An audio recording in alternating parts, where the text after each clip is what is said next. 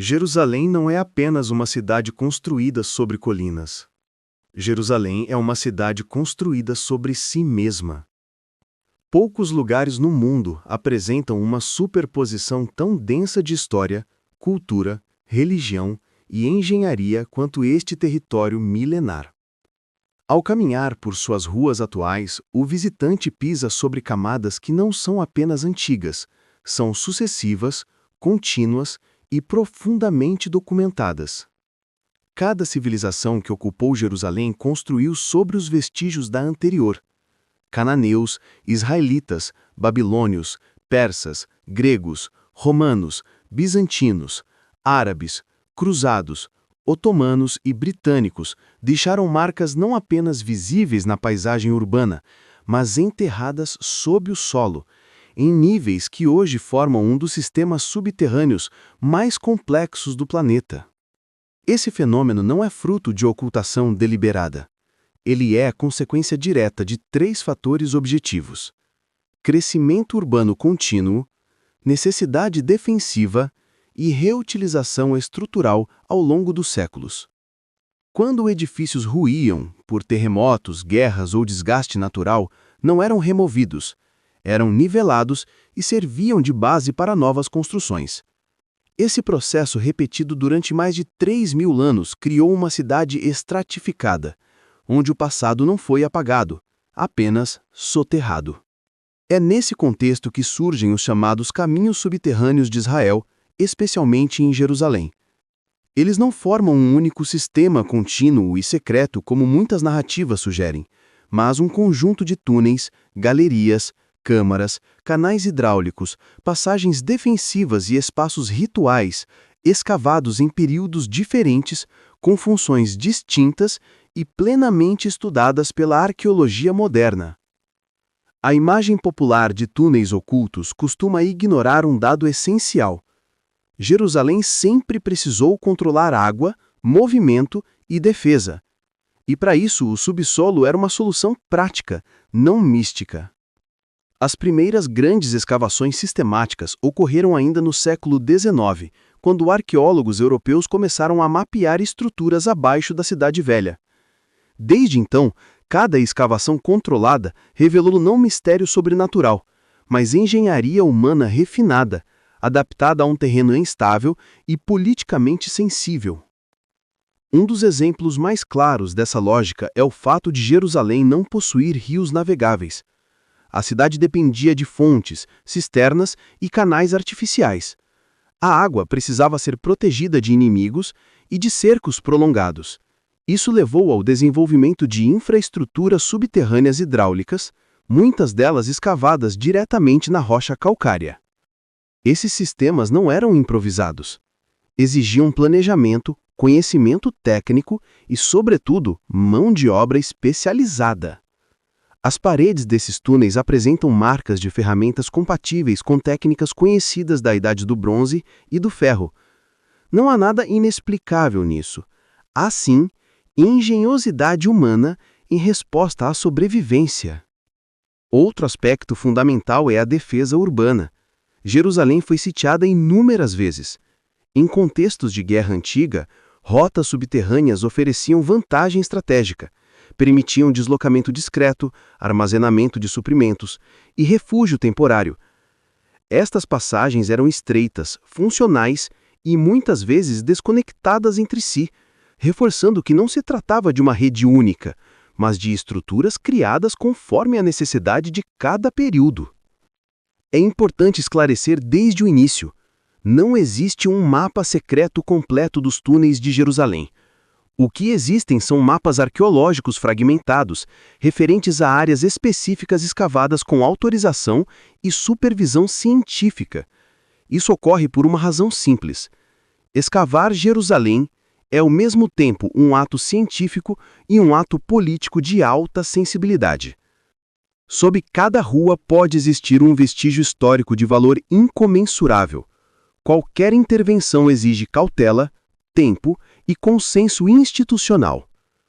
É nesse ponto que surgem rumores de ocultação, mas o que há de fato é preservação e controle científico. Muitas áreas permanecem fechadas não porque escondem algo extraordinário, mas porque são estruturalmente frágeis ou ainda não catalogadas de forma completa. Abrir indiscriminadamente esses espaços colocaria em risco tanto os achados quanto as edificações modernas acima deles. Assim, quando se fala em caminhos subterrâneos de Israel, fala-se de um fenômeno histórico concreto, uma cidade que precisou descer para continuar existindo. Nos níveis mais profundos encontram-se vestígios cananeus, acima deles estruturas israelitas do período monárquico, acima remodelações herodianas, depois romanas, em seguida bizantinas, árabes, cruzados, otomanos e britânicos. Deixaram marcas não apenas visíveis na paisagem urbana, mas enterradas sobre o solo em níveis que hoje formam um dos sistemas subterrâneos mais complexos do planeta. O subsolo, portanto, não guarda segredos no sentido conspiratório. Ele guarda continuidade histórica. E essa continuidade explica também por que tantos textos religiosos mencionam passagens, câmaras, cisternas e caminhos ocultos. Esses textos descrevem a realidade urbana do seu tempo, não metáforas enigmáticas ou códigos ocultos. O erro moderno está em ler documentos antigos com expectativas contemporâneas. Quando a Bíblia hebraica ou textos judaicos posteriores mencionam lugares ocultos, frequentemente referem-se a espaços protegidos do olhar público, não a instalações secretas no sentido moderno da palavra. O mesmo vale para referências cristãs e romanas. Jerusalém sempre foi uma cidade compacta, densa e funcional, onde o subsolo era parte do cotidiano urbano. Ao longo deste documentário, cada tipo de estrutura subterrânea será analisado não pela lente do mistério fabricado, mas pelo rigor histórico. Quem construiu, quando construiu, por que construiu e como foi utilizado. E essa abordagem, longe de diminuir o interesse, revela algo muito mais fascinante: a capacidade humana de se adaptar, registrar o sagrado, proteger recursos e sobreviver em um dos territórios mais disputados da história. No próximo segmento, avançaremos para o primeiro grande núcleo arqueológico específico, a cidade de Davi, onde os sistemas subterrâneos deixaram de ser apenas apoio urbano e se tornaram ferramentas decisivas de sobrevivência. Ao observar o subsolo de Jerusalém com rigor acadêmico, torna-se evidente que ele não é um espaço marginal da cidade, mas parte estrutural de sua existência ao longo dos séculos. Jerusalém nunca foi planejada para ser expandida horizontalmente. Suas colinas, vales e limites religiosos impuseram um crescimento vertical, tanto para cima quanto para baixo. Essa dinâmica criou um princípio urbano peculiar. Quando o espaço termina, o solo passa a ser utilizado. Esse não é um fenômeno exclusivo de Jerusalém, mas em nenhum outro local do Mediterrâneo antigo essa lógica se desenvolveu com tamanha intensidade e continuidade temporal. Os arqueólogos modernos identificam três grandes categorias de estruturas subterrâneas em Jerusalém. Primeiro, infraestrutura vital, composta por canais de água, cisternas, reservatórios e sistemas de captação. Segundo, infraestrutura defensiva, como passagens de fuga, túneis militares e espaços de armazenamento em períodos de cerco. Terceiro, infraestrutura ritual e administrativa, incluindo câmaras associadas ao templo, áreas de purificação e passagens ligadas à peregrinação. Nenhuma dessas categorias foi criada em segredo, todas surgiram por necessidade funcional. A água, por exemplo, sempre foi o maior desafio urbano da cidade.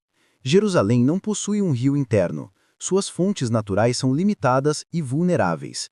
Por essa razão, desde o período cananeu, desenvolveram-se engenhos subterrâneos sofisticados para canalizar, proteger e redistribuir água. Esses sistemas estão entre os mais antigos conhecidos no mundo. Alguns remontam a mais de 3.800 anos. Escavados diretamente na rocha, exigiam um conhecimento preciso do relevo, inclinação do terreno e comportamento dos aquíferos. Nada disso sugere improviso. Pelo contrário, indica planejamento técnico acumulado ao longo de gerações. O subsolo também desempenhava um papel administrativo silencioso. Armazéns subterrâneos permitiam conservar grãos em temperaturas mais estáveis. Arquivos e depósitos funcionavam abaixo do nível da rua por razões de proteção contra incêndios e saques. Em contextos urbanos antigos, descer era sinônimo de preservar. Outro ponto frequentemente mal interpretado diz respeito às passagens entre espaços religiosos. Muitos visitantes modernos imaginam corredores secretos ligando templos, palácios ou fortalezas. Na prática, o que existiam eram conexões logísticas, caminhos que permitiam a circulação de sacerdotes, trabalhadores e suprimentos, sem interferir nas áreas públicas. No segundo templo, por exemplo, a logística diária envolvia sacrifícios, transporte de água, lenha, animais e oferendas. Isso exigia circulação eficiente e controlada. Algumas dessas rotas eram subterrâneas não por mistério, mas por funcionalidade.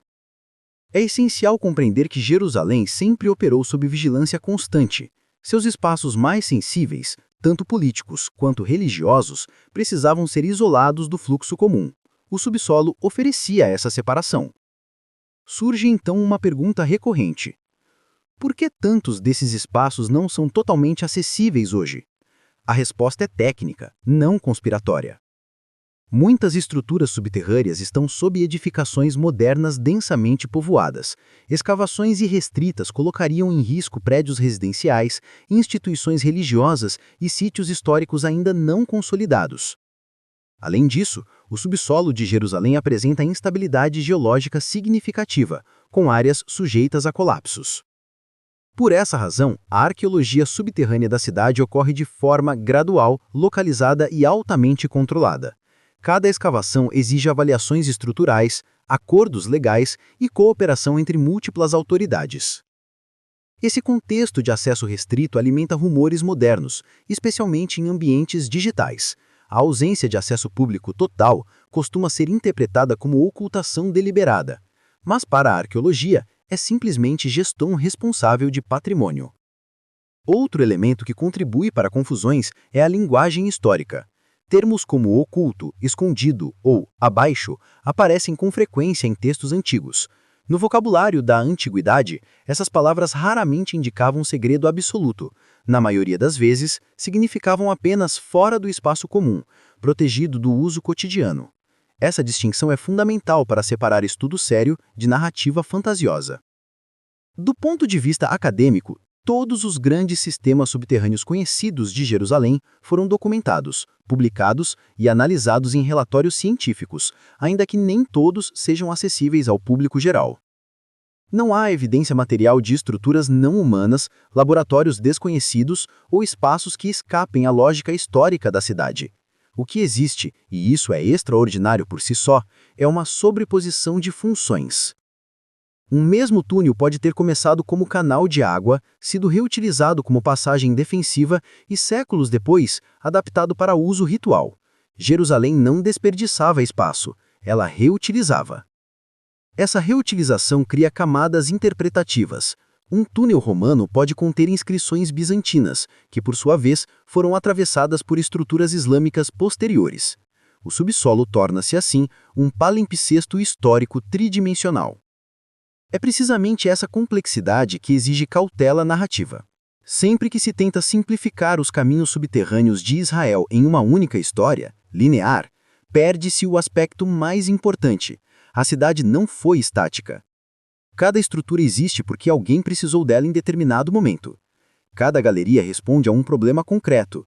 Cada câmara atende a uma função reconhecível dentro de seu contexto histórico. Jerusalém não esconde um mistério oculto sob o chão. Ela preserva milhares de decisões humanas acumuladas no tempo. E compreender isso não diminui o fascínio. Pelo contrário, amplia. Porque o verdadeiro impacto não está em imaginar algo extraordinário escondido, mas sim em perceber como sociedades inteiras organizaram a sobrevivência, a fé e o poder em um espaço limitado e constantemente ameaçado. No próximo segmento, nós nos concentraremos em um desses sistemas, específico com profundidade técnica e histórica, a Cidade de Davi, onde os túneis deixam de ser apenas infraestrutura e passam a ser instrumentos determinantes da própria continuidade urbana. A Cidade de Davi não é apenas um sítio arqueológico. Ela é o ponto de origem da Jerusalém histórica. Localizada ao sul da atual Cidade Velha, sobre um estreito esporão rochoso, essa área revela com clareza por que o subsolo foi, desde o início, uma questão de sobrevivência. Ali não havia escolha. Ou se controlava a água, ou a cidade deixava de existir. A principal fonte de abastecimento da antiga Jerusalém era a nascente de Gihon, localizada fora das muralhas originais. Isso representava um risco extremo em tempos de conflito. Um inimigo precisava apenas bloquear o acesso à fonte para vencer um cerco sem batalha. A resposta a esse problema não foi simbólica nem improvisada. Foi engenharia aplicada. Os primeiros sistemas subterrâneos da cidade de Davi datam do período cananeu, muito antes do estabelecimento do reino israelita. Esses sistemas incluíam corredores verticais, túneis inclinados e câmaras internas que permitiam acesso protegido à água sem exposição externa. Tudo escavado diretamente na rocha calcária, com ferramentas simples, mas planejamento sofisticado. Entre essas estruturas está o chamado sistema de water shaft, por muito tempo interpretado de forma equivocada como uma passagem secreta usada militarmente. Pesquisas mais recentes demonstraram que sua função principal era hidráulica e logística, permitindo o içamento de água e o controle do fluxo interno. Esse dado é fundamental para desfazer mitos modernos. Nem tudo que é subterrâneo é militar. Nem tudo que é inacessível é secreto. Com o estabelecimento da monarquia israelita, especialmente nos séculos X e IX a.C., os sistemas existentes foram ampliados. A cidade cresceu, a população aumentou e a pressão sobre os recursos se intensificou. O subsolo tornou-se parte estrutural do planejamento urbano. O momento mais conhecido dessa engenharia ocorre no reinado de Ezequias, no século 8 a.C., diante da ameaça assíria. Foi nesse contexto que se concebeu um dos projetos hidráulicos mais impressionantes da antiguidade, o Túnel de Ezequias. Esse túnel, com mais de 500 metros de extensão, foi escavado simultaneamente a partir de 2 pontos distintos até que as equipes se encontrassem no interior da rocha. A precisão do encontro não é coincidência nem milagre, é resultado de método, uso de acústica e profundo conhecimento do terreno. O objetivo era claro: desviar a água da fonte de Gihon para dentro das muralhas, protegendo o abastecimento durante um cerco prolongado. O túnel existe, a inscrição comemorativa também, o trajeto é verificável até hoje. Nada disso pertence ao campo da especulação. A cidade de Davi mostra com clareza que o subsolo foi usado como extensão funcional da cidade, não como espaço ritual, oculto ou enclave misterioso. Cada túnel responde a uma necessidade concreta: água, defesa, logística. Outro elemento frequentemente mal compreendido são as piscinas e reservatórios conectados aos túneis. Estruturas como o reservatório de Siloé não eram simbólicas, eram parte de um sistema integrado pensado para armazenamento, purificação e redistribuição. A água era monitorada, controlada e protegida. Isso exigia corredores, válvulas rudimentares, inclinações calculadas e manutenção constante. Atividades realizadas por trabalhadores especializados, não por sacerdotes ou elites. Aqui surge um ponto que costuma alimentar fantasias contemporâneas. Por que tantas estruturas parecem desconectadas? A resposta é simples: porque foram construídas em épocas diferentes, para finalidades diferentes, sob condições políticas distintas. A cidade de Davi não foi um projeto único, foi um organismo em adaptação permanente. Alguns túneis foram abandonados quando novos sistemas se tornaram mais eficientes. Outros foram reaproveitados. Outros colapsaram parcialmente. Esse processo fragmentou o subsolo, criando o que hoje parece um labirinto, mas que no passado fazia pleno sentido funcional. Importante esclarecer também a relação entre arqueologia e texto bíblico. Muitos relatos antigos descrevem escavações, passagens, cisternas e lugares internos. Esses textos não inventam estruturas ocultas. Eles refletem uma realidade urbana conhecida de seus autores. A interpretação literal e fora de contexto é que gera distorção. Do ponto de vista acadêmico, não há qualquer evidência de câmaras desconhecidas não atribuíveis a períodos históricos reconhecidos na cidade de Davi. Tudo que foi escavado pôde ser datado, classificado e inserido em um contexto cultural preciso. Isso não diminui a importância do local, ao contrário. A cidade de Davi representa um dos exemplos mais antigos de engenharia urbana integrada do mundo antigo. O subsolo ali não era um espaço marginal, era infraestrutura vital. E o mais relevante, essas soluções subterrâneas moldaram o futuro de Jerusalém. A lógica de descer para proteger recursos se manteve nos períodos romano, bizantino e islâmico. No próximo segmento, avançaremos exatamente para esse momento de transição, quando Jerusalém deixa de ser apenas uma cidade-reino e se transforma num centro imperial, e o subsolo passa a servir não apenas à sobrevivência, mas à administração, peregrinação e controle urbano em escala regional. O túnel de Ezequias não é apenas o mais famoso sistema subterrâneo de Jerusalém.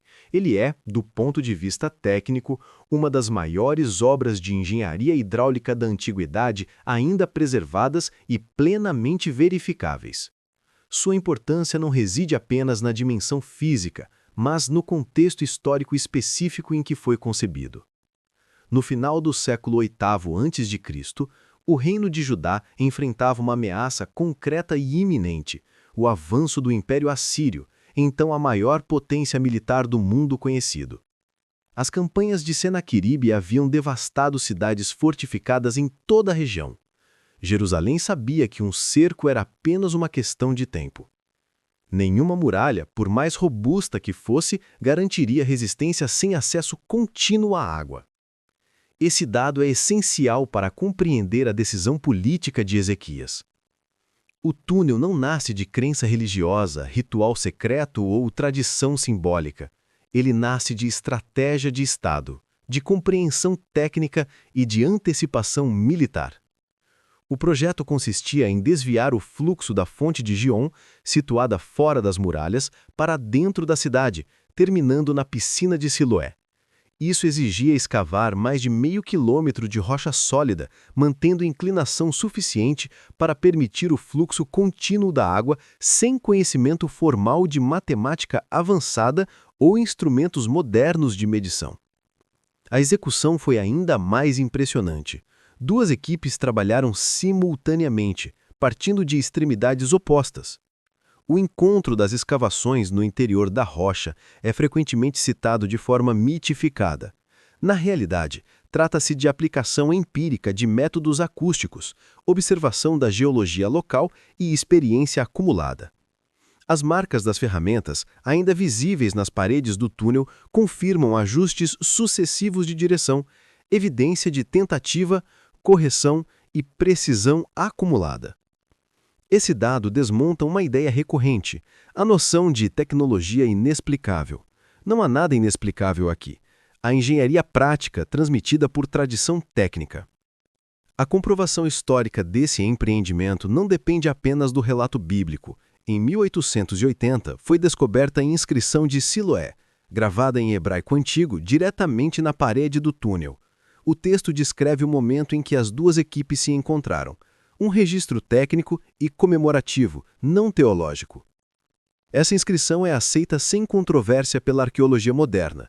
Ela confirma a data, método e finalidade da obra. Portanto, quando se menciona o túnel de Ezequias, fala-se de um fato histórico documentado por múltiplas fontes convergentes, arqueológicas, textuais e geológicas. Mais importante ainda é compreender o impacto desse túnel na lógica urbana subsequente. Ele estabeleceu um precedente institucional, o subsolo como extensão da política pública. Após Ezequias, outros sistemas foram ampliados, adaptados ou substituídos.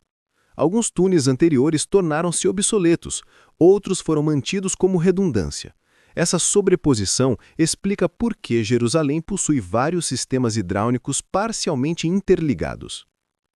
Outro ponto que exige esclarecimento é a associação frequente entre o túnel e passagem militar clandestina. Embora o túnel pudesse oferecer acesso interno, ele não foi concebido para a movimentação de tropas. Seu perfil estreito, irregular e escorregadio não favorece deslocamento militar eficiente. Sua função primária sempre foi hidráulica. A confusão moderna surge da tendência de reinterpretar toda a estrutura subterrânea como rota secreta. O método histórico exige o oposto, analisar forma, função e contexto. No caso do túnel de Ezequias, tudo converge para uma única conclusão coerente: engenharia defensiva aplicada à gestão de recursos. Esse padrão se repete em outros sítios de Israel. Túneis não surgem como exceção misteriosa, mas como solução recorrente para problemas objetivos: água, abastecimento, proteção. O erro moderno está em separar esses túneis de seu ambiente histórico. Quando isolados do contexto político e técnico, tornam-se terreno fértil para especulação. Quando reinseridos em seu tempo, tornam-se exemplos notáveis de racionalidade prática antiga. É relevante destacar ainda o papel administrativo por trás da obra. Um projeto dessa magnitude só poderia existir com organização centralizada, hierarquia de execução, financiamento estatal e mão de obra especializada. Isso evidencia um nível de governança muito mais desenvolvido do que frequentemente se atribui a reinos antigos da região. O subsolo, nesse sentido, não é produto de improvisação coletiva, é resultado de decisão institucional. Ao final do período monárquico, Jerusalém já havia consolidado uma cultura urbana subterrânea, sistemas de água, câmaras de armazenamento e passagens de apoio. Esse legado seria herdado, reinterpretado e ampliado pelos impérios que se sucederam. É exatamente essa transição que analisaremos a seguir, um momento em que a engenharia subterrânea deixa de atender apenas à sobrevivência local e passa a servir a uma cidade integrada a um império, com fluxos constantes de peregrinos, administração burocrática e controle territorial. No próximo segmento, avançaremos para o período herodiano e romano, quando os subterrâneos se tornam instrumentos de logística em escala muito maior, especialmente no entorno do Segundo Templo. Para compreender corretamente os subterrâneos de Israel, é indispensável abandonar uma leitura moderna da fé e retornar ao seu contexto original. Na antiguidade, fé não era uma experiência abstrata ou interiorizada. Fé era território, memória coletiva e organização do espaço. A geografia de Israel moldou a Bíblia tanto quanto os textos moldaram a interpretação da Terra. A relação entre espaço físico e fé é inseparável. A Bíblia nasce em um ambiente onde a sobrevivência dependia do controle da água, da defesa do território e da manutenção de centros sagrados. Nesse cenário, o subsolo não era apenas engenharia, era continuidade espiritual materializada. Jerusalém está situada sobre uma formação calcária instável, com escassez natural de água superficial. Isso não é um detalhe geográfico neutro. Essa condição determinou que a vida, desde o início, fosse organizada em torno da proteção de fontes e cisternas. A Bíblia reflete isso de forma clara. Água não é apenas símbolo teológico, é bem estratégico absoluto.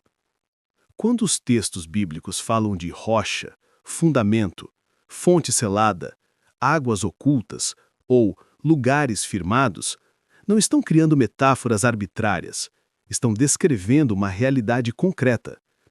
A fé de Israel não se desenvolve em planícies férteis como o Nilo ou o Eufrates. Ela surge em um território limitado, frágil, exigente. Essa fragilidade territorial foi traduzida em teologia da permanência. Permanecer na terra significava existir. Perder a terra significava dispersão, exílio, ruptura da aliança. Assim, cada pedra colocada, cada muro erguido, cada túnel escavado tinha peso espiritual e político ao mesmo tempo. A fé, nesse contexto, não pairava sobre a cidade. Ela estava inscrita fisicamente nas paredes, nas fundações, nos sistemas de água. Não no sentido místico moderno, mas no sentido histórico. A prática religiosa pressupunha infraestrutura. O templo, coração da fé israelita, não era apenas um espaço litúrgico, era centro econômico, administrativo e político. Sacrifícios exigiam logística, peregrinações exigiam circulação, purificações exigiam água em abundância. Isso fez surgir canais, reservatórios, escadas subterrâneas e acessos controlados. A fé exigia engenharia. Quando o segundo templo é ampliado por Herodes, já sob domínio romano, essa lógica atinge sua forma mais elaborada.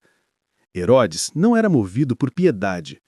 Era um governante pragmático que compreendia profundamente o poder da religião como elemento de estabilidade política. Ao monumentalizar o templo, ele consolidava controle social. Nesse ponto, fé e política tornam-se indissociáveis. As estruturas subterrâneas associadas ao templo não foram criadas para ocultar segredos esotéricos, mas para ordenar massas humanas, separar funções, direcionar fluxos e proteger espaços sensíveis. Peregrinos não deveriam se misturar com sacerdotes. Animais não circulavam pelos mesmos acessos que autoridades. O subsolo permitia essa organização invisível. Isso desmonta uma narrativa comum, a de que subterrâneos serviam a ritos ocultos. O que existia era a gestão espacial do sagrado. A Bíblia registra tensões contínuas entre fé e poder político. Reis que reforçam Jerusalém reforçam também sua legitimidade espiritual. Reis que negligenciam infraestruturas colocam a cidade e a fé em risco. Por isso, textos bíblicos elogiam governantes que fortalecem muros, fontes e passagens. Não por engenharia em si, mas porque proteger a cidade era preservar a aliança. Nesse sentido, escavar não era profanar, era proteger. Durante períodos de invasão, como nas campanhas babilônicas e depois romanas, muitos espaços sagrados foram reutilizados como refúgio. Não porque a fé tivesse desaparecido, mas porque a política havia subjugado. O subsolo, então, assumiu outra função: resistência silenciosa. Aqui entra um aspecto pouco abordado: a memória do subterrâneo na tradição bíblica posterior. Após a destruição do Segundo Templo, muitos locais associados à prática religiosa foram deslocados para dimensões não monumentais. Casas, escolas, comunidades. O espaço sagrado deixa de ser centralizado. Ainda assim, a lembrança do interior permanece. Não como um labirinto secreto, mas como símbolo de continuidade discreta. A fé israelita, ao longo da história, adapta-se ao território que possui. Quando possui templos, constrói infraestruturas complexas. Quando vive na diáspora, preserva a fé na palavra, na memória e na prática comunitária.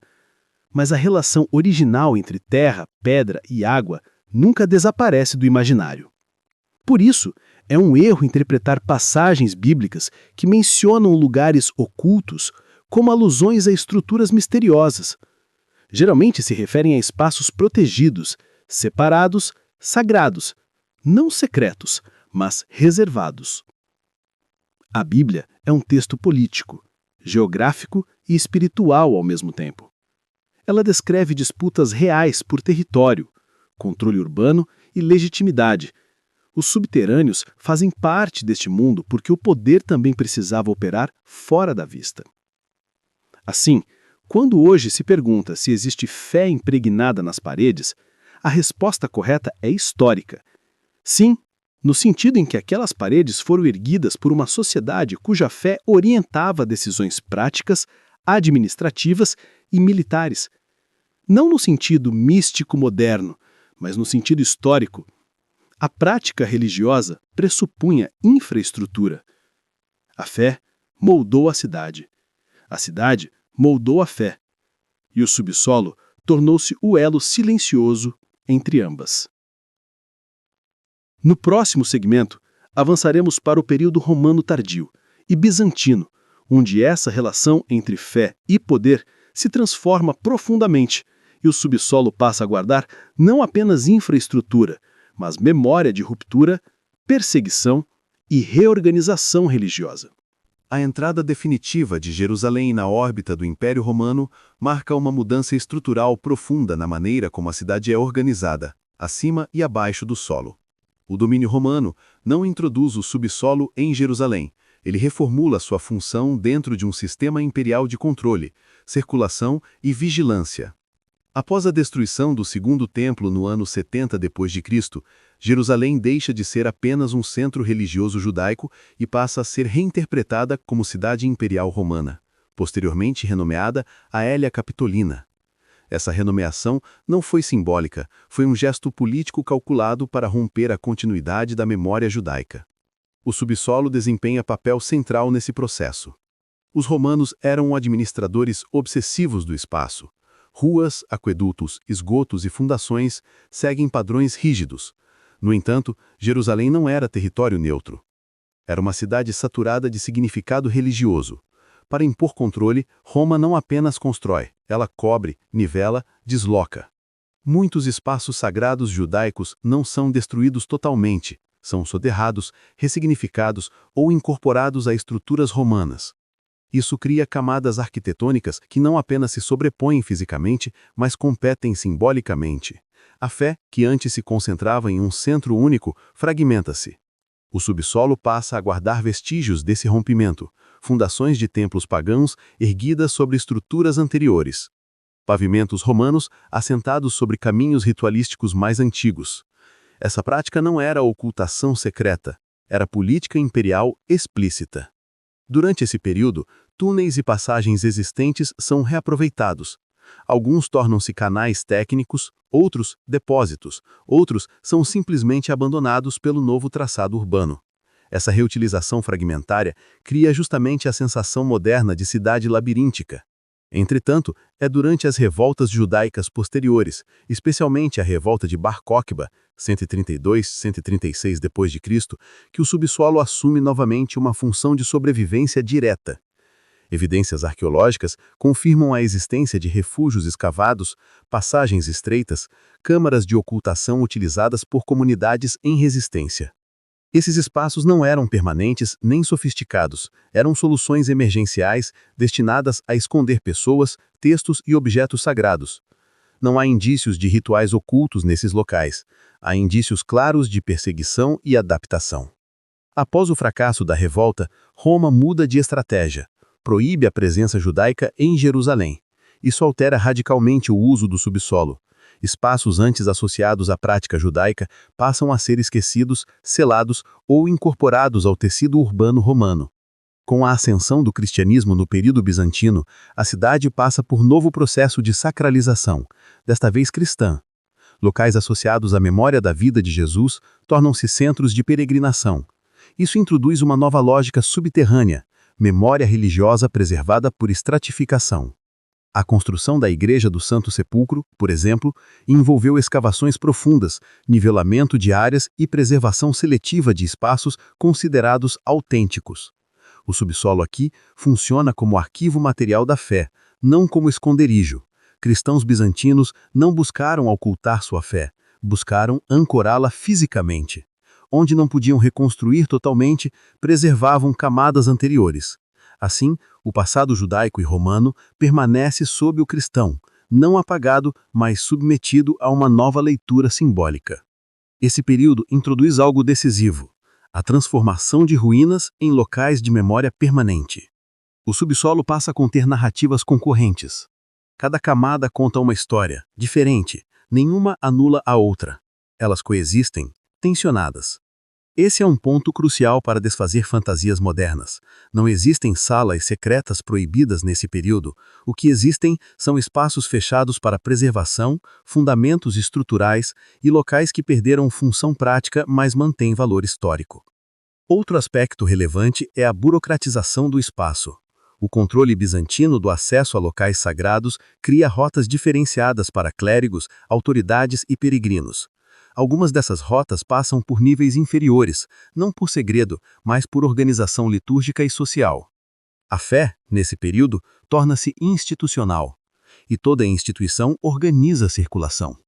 Quando os textos cristãos falam de lugares ocultos ou fundamentos antigos, referem-se a esse processo de conservação seletiva do passado, não a um conhecimento escondido da humanidade.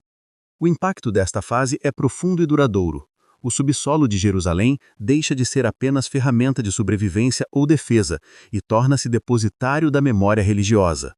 Uma memória que não pode ser totalmente escrita, apenas sedimentada. Cada camada romana, judaica ou cristã, permanece onde está, porque ninguém conseguiu ou quis remover completamente o que existia antes. Jerusalém torna-se, assim, uma cidade onde a história não progride em linha reta, mas se acumula verticalmente. E é exatamente essa acumulação que gera as dúvidas modernas, as curiosidades persistentes e as narrativas distorcidas. Quando o passado não é visível de imediato, ele tende a ser interpretado como oculto. No próximo segmento, abordaremos justamente isso: como surgem os rumores contemporâneos, o que é restrição arqueológica legítima e por que o subsolo de Israel se tornou terreno fértil para mitos modernos, apesar de tudo estar documentado. À medida que Jerusalém se converte em um dos sítios arqueológicos mais sensíveis do planeta, surge um fenômeno inevitável: a confusão entre acesso restrito e conteúdo oculto. Esse equívoco está na origem da maioria das narrativas modernas sobre túneis secretos, câmaras proibidas e supostos elementos encobertos pela arqueologia oficial.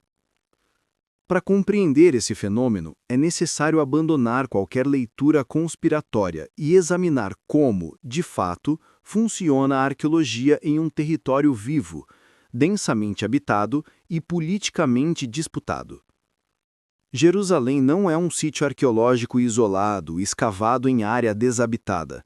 É uma cidade ativa, com infraestrutura moderna, edifícios históricos em uso contínuo e comunidades religiosas que coexistem em equilíbrio delicado.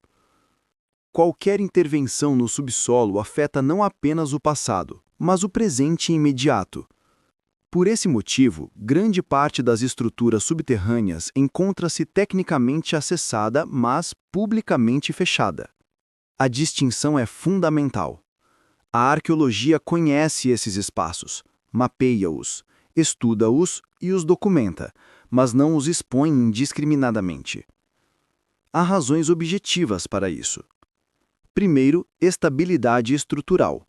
Muitos túneis e câmaras atravessam áreas sob mesquitas, igrejas, sinagogas e residências. Abrir esses espaços ao público sem controle comprometeria edifícios históricos e vidas humanas. Segundo, preservação científica. Ambientes subterrâneos são extremamente sensíveis a variações de temperatura, umidade e fluxo de pessoas. O simples tráfego humano pode acelerar a degradação de paredes milenares, inscrições e marcas de ferramentas que ainda estão sendo estudadas. Terceiro, sensibilidade religiosa. Determinados locais possuem significado espiritual profundo para diferentes tradições. A exposição pública e restrita poderia gerar tensões e conflitos desnecessários. Nada disso configura ocultação de evidências. Trata-se de gestão responsável. A arqueologia israelense é uma das mais documentadas e publicadas do mundo. Estudos sobre túneis, cisternas e câmaras subterrâneas são publicados regularmente em periódicos especializados, acessíveis a pesquisadores internacionais. Não existe um corpo de achados que desafie a história conhecida e que esteja sendo silenciosamente suprimido. O que existe é algo mais complexo. O subsolo preserva camadas que não são facilmente traduzíveis em narrativas simples. Esse vazio narrativo é preenchido pelo imaginário contemporâneo. Na era digital, imagens fragmentadas de túneis, vídeos sem contexto e relatos imprecisos circulam amplamente. Passagens técnicas se transformam em rotas secretas. Câmaras de manutenção se tornam salas ocultas. Ambientes interditados por segurança viram prova de algo escondido. Esse processo não ocorre por má-fé científica, mas por interpretação fora de contexto. Outro fator decisivo é o peso da Bíblia na imaginação ocidental. Textos bíblicos descrevem esconderijos, cavernas, refúgios e lugares preservados. Esses relatos são reais dentro de seu contexto histórico, mas frequentemente são lidos como se descrevessem um sistema unificado e permanente de estruturas ocultas, o que não corresponde aos dados arqueológicos. A Bíblia registra o uso circunstancial do subsolo, não uma infraestrutura secreta contínua. Além disso, a linguagem bíblica frequentemente utiliza termos como interior, fundamento, profundidade e lugar guardado. Esses termos não apontam para mistério deliberado, mas para a separação funcional entre o público e o reservado. No mundo antigo, o que não era público não era secreto, era simplesmente protegido. A política moderna também contribui para essas interpretações. Israel, enquanto Estado contemporâneo, mantém controle rigoroso de áreas sensíveis, por razões evidentes de segurança. Túneis modernos associados a conflitos armados confundem-se no imaginário popular com túneis antigos, criando uma narrativa híbrida que mistura períodos históricos distintos de forma imprecisa. É crucial separar esses planos.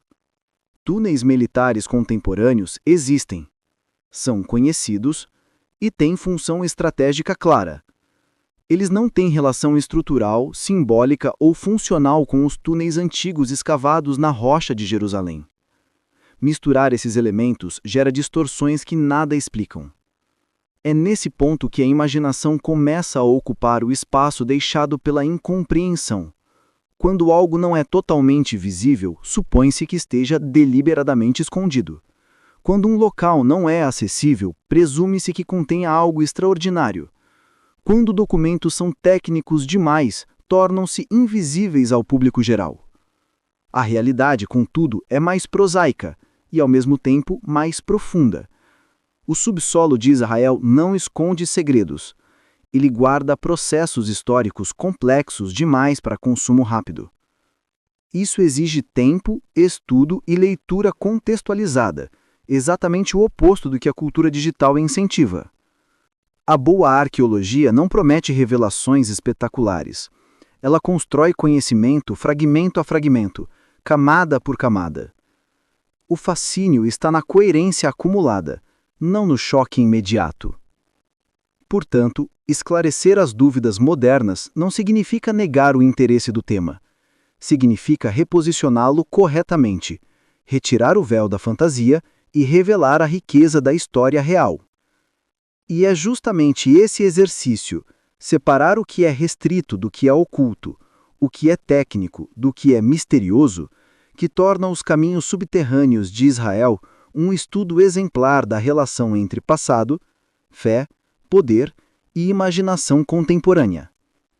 No próximo e último segmento, reuniremos tudo o que foi apresentado: os sistemas reais, a fé como força histórica, a política do território, a arqueologia moderna e o motivo pelo qual Jerusalém continuará, inevitavelmente, sendo interpretada como um espaço que desperta perguntas.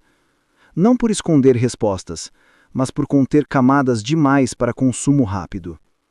Ao longo de todo o debate moderno sobre os subterrâneos de Israel, uma questão retorna de forma insistente: quem, afinal, tem acesso a esses túneis? A resposta, embora direta, exige precisão conceitual, porque o acesso não é único, nem absoluto, nem permanente. Não existe uma autoridade isolada que detenha controle total sobre os subterrâneos de Jerusalém. O que existe é uma gestão compartilhada, fragmentada e altamente regulada, resultado da complexidade histórica, religiosa e política do território. O acesso aos túneis ocorre em níveis distintos, conforme a função, o período histórico da estrutura e o objetivo da entrada. O primeiro grupo com acesso regular é formado por arqueólogos credenciados. Esses profissionais atuam vinculados à Autoridade de Antiguidades de Israel, a universidades israelenses e estrangeiras ou a missões arqueológicas oficialmente reconhecidas. Seu acesso não é livre, ele é delimitado por protocolos, licenças específicas e objetivos de pesquisa previamente aprovados. Cada entrada no subsolo exige documentação técnica, avaliação estrutural e acompanhamento. Nenhuma escavação ocorre sem que haja um plano claro de preservação. O arqueólogo não explora. Ele documenta, mede, registra e estabiliza. O segundo grupo com acesso são engenheiros e técnicos de preservação. Esses profissionais não estudam o passado por interesse acadêmico, mas garantem que o passado não entre em colapso sobre o presente. Eles monitoram fissuras, reforçam fundações antigas e avaliam impactos de obras modernas sobre estruturas milenares. Esse acesso é funcional, não histórico. Há também um terceiro grupo: autoridades religiosas, em contextos muito específicos.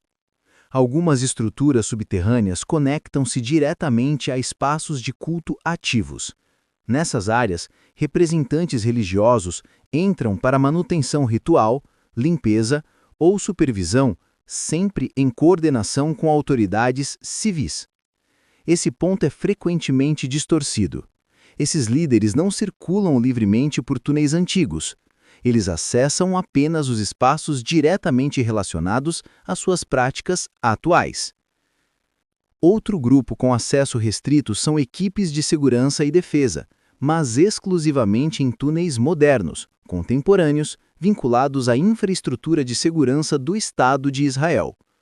Esses túneis não se confundem com os túneis arqueológicos antigos e não possuem continuidade histórica com eles. Misturar esses dois mundos, o antigo e o contemporâneo, é um dos erros mais comuns na construção de teorias fantasiosas. Quanto ao público geral, o acesso existe, mas de forma selecionada e controlada. Túneis como os do Muro Ocidental, partes da cidade de Davi e alguns sistemas hidráulicos foram adaptados para a visitação, com reforços estruturais e rotas seguras.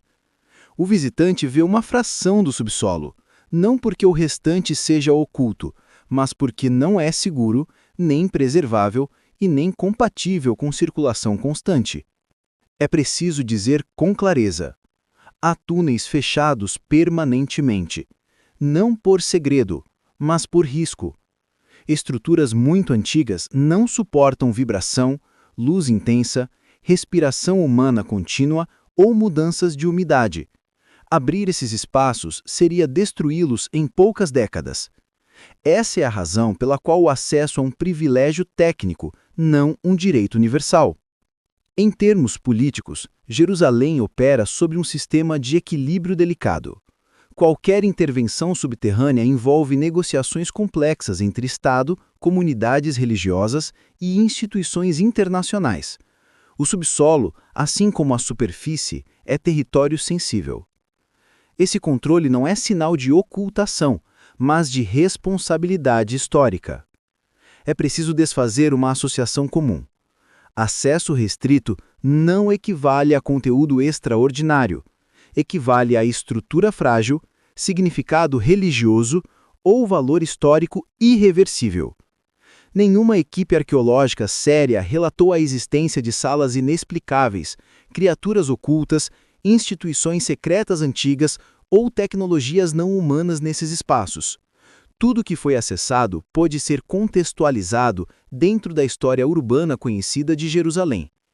O que diferencia os subterrâneos de Israel não é mistério oculto, mas densidade de significado. Cada metro escavado atravessa decisões humanas acumuladas por séculos, decisões de fé, de poder, de sobrevivência e de identidade. Jerusalém não é um enigma porque esconde algo deliberadamente. Ela é complexa porque nunca apagou completamente o que veio antes. O subsolo funciona como uma biblioteca sem índices fáceis. Não é feito para consumo rápido. Exige leitura atenta, comparação de camadas, paciência histórica. Por isso, sempre haverá curiosidade. Sempre haverá especulação. Sempre haverá perguntas. Mas a resposta mais honesta é também a mais sólida. Os caminhos subterrâneos de Israel existem. Foram escavados por mãos humanas para resolver problemas humanos concretos: água, defesa, fé e administração. Eles não revelam algo além da realidade. Eles revelam como a realidade foi construída, protegida e transmitida. E talvez seja exatamente isso que os torna tão fascinantes. Conclusão: os caminhos subterrâneos de Israel. Ao final desta investigação, torna-se evidente que os caminhos subterrâneos de Israel não existem para sustentar mistérios fabricados, mas para revelar algo ainda mais profundo: a forma como sociedades reais lidaram com limites concretos, de território, de água, de poder e de permanência. O subsolo de Jerusalém não foi criado para esconder verdades, mas para garantir sobrevivência. Cada túnel escavado, cada cisterna protegida, cada passagem controlada, responde a uma equação histórica precisa. Um território frágil, uma população cercada por conflitos recorrentes e uma fé que precisava ser praticada dentro das condições impostas pela geografia. A Bíblia, quando lida dentro de seu contexto histórico, não descreve um mundo abstrato ou simbólico, desconectado da realidade material. Ela nasce de uma terra específica, com rochas específicas, fontes escassas e cidades sujeitas a cerco constante. Por isso, fé e engenharia caminham juntas. Crer, naquele mundo, exigia planejar, proteger, construir e preservar. O que hoje chamamos de subterrâneo foi durante séculos simplesmente parte da cidade. Não havia ali segredo, mas função. Não havia ocultação deliberada, mas organização do espaço.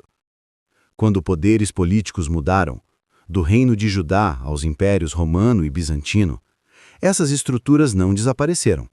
Foram cobertas, reutilizadas e reinterpretadas. O passado não foi apagado, foi sedimentado. Essa sobreposição contínua explica por que Jerusalém é frequentemente mal compreendida. Em poucas cidades do mundo, tantas camadas históricas coexistem no mesmo espaço físico. Quando se observa apenas fragmentos isolados, surgem narrativas simplificadas. Quando se observa o conjunto, emerge algo mais complexo e mais verdadeiro. O acesso restrito a esses túneis não indica a existência de algo proibido ou extraordinário. Indica fragilidade estrutural, valor histórico irreversível e responsabilidade institucional. Arqueólogos, engenheiros e autoridades não descem ao subsolo para controlar um segredo, mas para evitar que a própria história desmorone.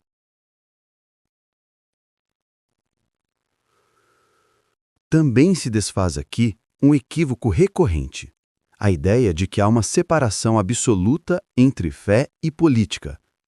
Em Israel antigo, essa separação praticamente não existia. Governar era proteger a cidade. Proteger a cidade era preservar a fé. Escavar túneis, reforçar fundações e controlar o acesso à água eram atos tanto administrativos quanto espirituais. Quando a fé perdeu seu território físico, após destruições, exílios e dominações, ela se reorganizou. Mas o vínculo original entre terra, memória e identidade permaneceu. Está inscrito nas paredes, nos textos, nas ruínas e nos vazios. Os caminhos subterrâneos de Israel não conduzem a respostas ocultas sobre o mundo. Conduzem a algo mais importante: uma compreensão madura de como civilizações reais enfrentaram limites reais. Eles mostram que a história não é feita apenas de grandes eventos visíveis, mas de decisões técnicas, silenciosas e cumulativas. Nada ali aponta para algo além da realidade. Tudo aponta para a própria realidade, densa, estratificada, exigente. E talvez seja justamente por isso que Jerusalém continue despertando tantas perguntas. Não porque esconda algo que não pode ser dito, mas porque concentra, em poucos metros de terra, mais história, fé e conflito do que a maioria das cidades do mundo foi capaz de sustentar. Compreender seus subterrâneos é compreender isso, que a verdadeira profundidade não está no que é ocultado, mas no que permanece, mesmo quando soterrado pelo tempo.